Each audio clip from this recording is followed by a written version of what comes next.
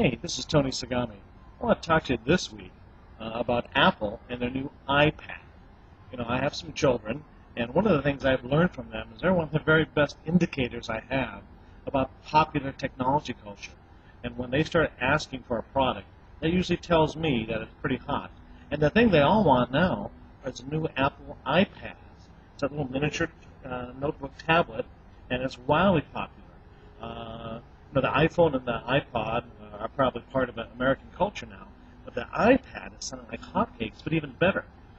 It's only been out for a month, and they've already sold over 1 million iPads. That's double the 500,000 estimate they're looking for. And people have downloaded over 12 million software applications from the Apple Store. They've also sold 1.5 million ebooks. And so this iPad is just doing fantastically. It's going to make a big impact on Apple profits. You know, as a matter of fact, the demand is so strong that Apple can't even keep up with the demand. There isn't most stores in many places around the state, around the U.S., have no iPads whatsoever. And even if you go to the Apple website, they show that there's a 7 to 10 day delay for shipping on any new orders. Here's another anecdotal information about how popular the iPad is. The Illinois Institute of Technology is going to give each one of its 600 incoming freshmen an iPad to use in college. And so there's a lot of profit potential locked up in that big iPad demand too. Now, of course, you could buy Apple stock, and you'd probably do very well with that. It's a little high price now. It's well up in the $250 range, but you could do fine there.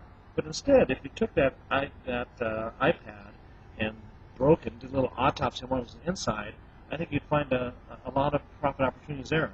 The one that you would look at first would be Broadcom. They make the display and touchscreen technology that's used on the iPad, and 29% of the cost of iPads goes toward that display and touchscreen. The second area would be the flash memory. Also, the little custom processor chip, as well as the DRAM memory, which makes up 11%, and the flash is 21%. Those are both made by Samsung Electronics, and so both of those are companies that you might want to consider. Broadcom is BRCM. It's traded on the NASDAQ.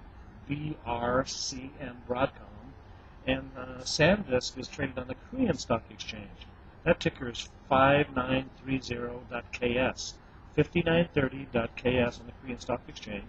It also is traded on the over-the-counter pink sheets, and that ticker is SFDIF.PK, SSDIF.PK.